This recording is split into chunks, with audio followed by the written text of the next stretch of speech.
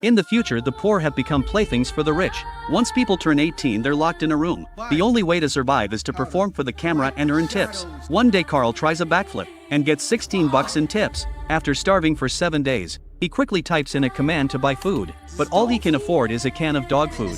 Then he has an idea. He pretends to be a dog and eats the food like a dog would. Not only does he fill his belly, he earns 30 bucks in tips. He buys a shirt and continues his act. Soon he saves up 40 bucks, enough to buy a real bed to rest. He starts performing harder, but his daily income only covers one decent meal. Gradually he grows tired of this life. One day, drunk and furious, he smashes the camera with a bottle. His tips begin to drop. Then the power cuts out. The entire room goes pitch black, a punishment from the system. Not long after Carl calms down, he kneels and begs the system to restore power, promising to perform better. His screen flickers back on. The lights return. This time a small screen appears in the corner. An old man is on the other end reading a history book. He sees Carl and introduces himself. He explains that once you reach a certain amount in tips, the system unlocks new features. Since they can now share screens, they might as well collaborate to create better shows and earn more tips. The old man knows magic tricks. He teaches Carl, who mixes them with his exaggerated comedy. Soon Carl's act becomes popular.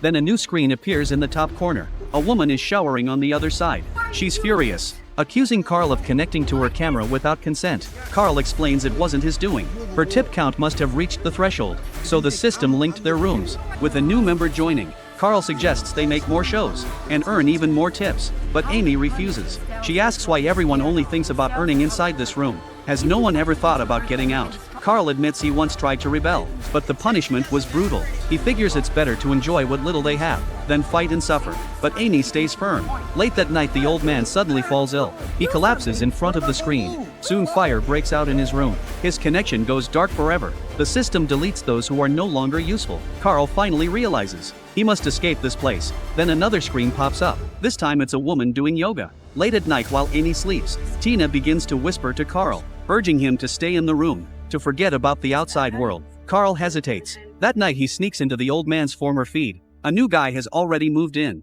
Seeing the clueless look on his face, Carl knows the cycle must be broken. He launches a campaign, asks all viewers to tip just $1, so he can count how many prisoners exist. To his shock, his balance jumps to 1 billion. So many people are trapped just like them. Tina panics, accusing Carl of stealing everyone's assets, demanding he stop. Amy suspects Tina is a system agent. The more she resists, the closer they must be to the truth. Suddenly the door behind Carl opens. He realizes reaching 1 billion is the key to escape. But ironically, he doesn't leave, because out there, he would be just another broke nobody. But in here, he is a billionaire in a digital world.